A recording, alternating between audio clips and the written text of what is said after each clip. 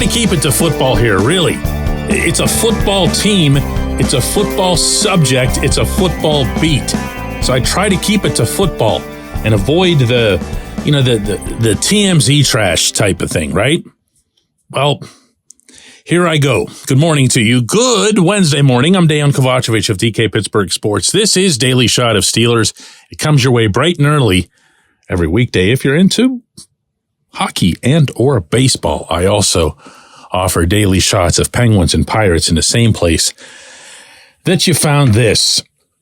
George Pickens was asked about his spectacularly, glaringly lame efforts on two different plays this past Saturday in Indianapolis, one of them being just walking away from an interception return, and another being the one that really went viral, which was his complete failure to block for Jaylen Warren as Warren was headed toward what would have been a Pittsburgh touchdown had Pickens gotten even peripherally involved. As it was, he just stood there and then, after the play was completed, jumped like he was jumping rope out of the way of one of the defenders as he rolled toward him.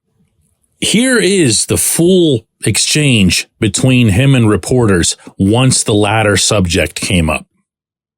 The Jaylen Warren run toward the end zone, what did you see on that? And would you handle that differently if you had to do it over again? Nah, I was just trying to prevent the Tank Dell situation, the same thing that happened to Tank Dell. I didn't want to get an injury. When you stay on the block too low, you can get ran up on very easily. So, there's some people questioning your effort. Yeah, all the people that's questioning my effort, down play football, they do what y'all do. What kind of conversations are you guys having as an offense right now to try and find the rhythm that you guys have been searching for? You said what again? What kind of conversations you had with some of the offensive guys on this unit, leaders and such, and just the way you need to approach from your standpoint?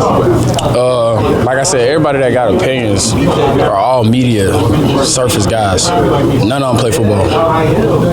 George, does it upset you when you hear that stuff? Nah, not really. Because like I said, once again, it's media surface guys who ain't never played the game. They got a job in doing media. They'll never be, you see what I mean? They're never going to be in the NFL. They're just media guys. Yes, this was definitely the reporter's fault, George. I mean, and the funny thing is, you can say absolutely anything about any media in the current political climate, and I do mean political, and everyone will just nod their heads in approval. Oh, yeah, it's definitely the media. Yeah, media stinks. Media. And George gets that from his head coach, who's been using it for years, back before it became cool. George also knows that on social media, meaning, Twitter, Instagram, Facebook, whatever, that you're going to get nothing but universal agreement, no matter what it is that you've done or said or thought or anything. You say, yeah, that's just the reporters blowing that out of proportion. Oh, man, it's right there. The game was televised. The game was witnessed by 64,000 humans. Everyone saw it. Yeah, but the media are the ones who go and get the clicks and the page views and everything like that out of these. Yeah, because you did it and it was dumb, and that's why people want to see it. But then on top of that, George goes and doubles down. You heard it yourself. I don't have to paraphrase him or misquote him or anything. You heard him. You heard him there, word for word, having absolutely no issue with how he carried himself on that football field that day in that situation. That's not a media construct. That's not the media getting George to say something. You actually heard the questions. Every last one of them was fair and responsible, and he could have taken the conversation any which way he chose. This was what he chose. And don't even get me started on the absurd concept of whether or not media members played football or not. Speaking only for myself, when I was a child, what I wanted to become was a reporter. I didn't want to become a football player because I knew I couldn't be one. So it wasn't even a thing. George has his job. I have my job. They don't intertwine in any way except for the interviews. That's it. I've never once in my life thought to myself, man, if only I'd become a football player or hockey player or baseball player or whatever. I just haven't. It's just not a thing. I don't have some jealousy of George's job. I wanted and worked toward being good at this. Hopefully, I've succeeded. But this is how things go in an environment where people get coddled, where talented people get coddled, as opposed to being pushed toward whatever their own next level might be. And if you think I'm about to turn this into yet another Mike Tomlin screed, you're actually going to be wrong. Yeah, the head coach has his share of culpability here. No question. I already mentioned one phase of that, but there are more. Here, somebody would have to sell me and sell me hard on how this locker room, 53 of whom will be wearing black and gold this weekend, how this locker room is okay with that kind of conduct. Whether it's Deontay Johnson ignoring the fumble, George ignoring the interception, George not wanting to help out a teammate, this specific situation never should have made it to Tomlin or anyone even under him. It never should have made it to a coordinator. It never should have made it to a positional coach. It should have been dealt with in that room. And that room, as I've been reporting to you for a few weeks now, is deeply flawed. Deeply flawed. Where are the leaders? Who are the leaders? Who went to George, if anybody, after this incident, which is a football incident? It happened on the field, and said to him, you see how hard Jalen's running in this game? Do you think he's doing that and worried about being hurt? And you can't prioritize producing 6 points for the rest of us? Because what? You said what? You're blaming who? Who's in there?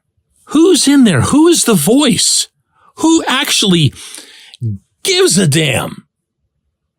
Out of that whole group, I'm only going to look at the offense for right now because that's the way football cultures roll. Offense takes care of offense, defense takes care of defense. I don't expect Cam Hayward to go say something to George. But who was there? Who piped up? And for that matter, who's holding anybody accountable at any level? Why are we wondering why this team looked the way that it did against the Colts, against the Patriots, against the Cardinals?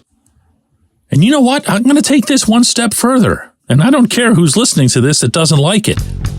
But if you're a fan of this team and you're listening to one of these players saying something like it's on the reporters, then you're part of the problem too. Because you're not applying the pressure where it belongs. When we come back, J1Q.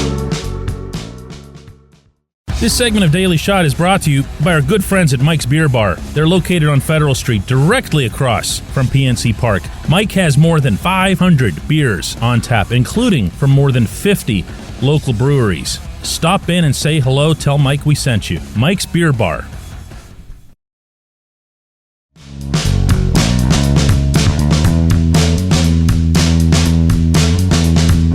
Today's J1Q comes from CJ Williams, who writes, DK, thanks for bringing up Mike Webster on the Tuesday episode. As a former player who's currently in the middle of the find out phase, I'm in my mid-30s.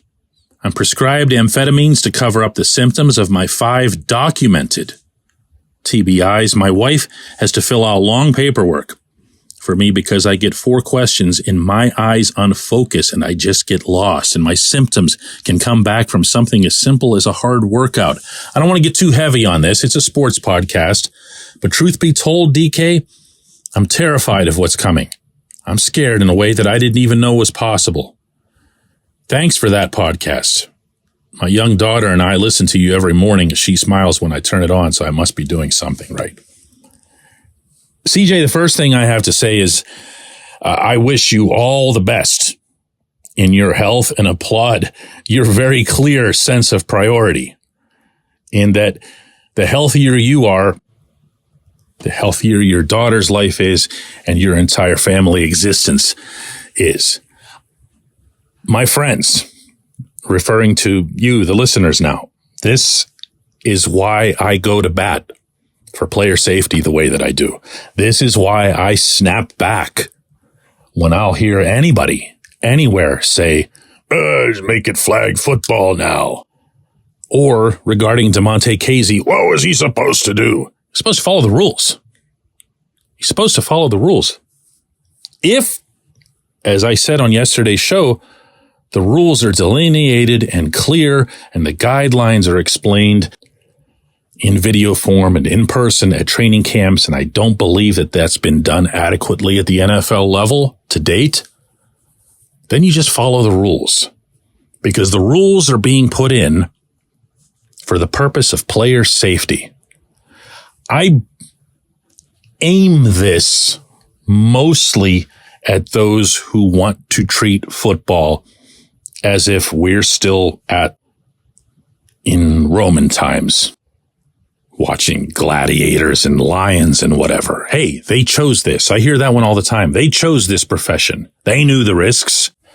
So those risks shouldn't be managed to align with modern medicine, and having two humans in a ring punching each other's skulls out can't be managed in a way that makes boxing safer, or other forms of fighting, or all kinds of other sports, not just football, which I agree gets an unfair percentage of the focus when it comes to concussions and CTE and the stuff that you just heard CJ talking about. These players are human beings. Their families are human beings. They're affected by this after their careers in a way that doesn't just go away. It doesn't show up on weekends. It doesn't show up just in certain situations. It's 24/7. It's what you heard in CJ's wording there. It's something that scares you. It's something that's omnipresent. That's what I hear from them. And if your concern out of that is, yeah, but I wasn't sufficiently entertained over these 3 hours, I want to hear somebody on ESPN yell, jacked up, or whatever that was, when you would show some grossly violent collision. Do I sound soft to you here? Do I sound like, I should have other interests in sports or whatever? No, man, clean hit. Go ahead. Take him down, knock him out even, whatever. But for as long as information is accrued by medical professionals and the leagues that govern these various sports adjust their rules for what they believe is the best possible path to player safety, yeah, I'm going to be along with that. Why wouldn't you be? It's nuts not to be. It's Stone Age stuff. CJ, I appreciate the outreach here. I appreciate everybody who listens to Daily Shot of Steelers. We're going to do another one of these tomorrow.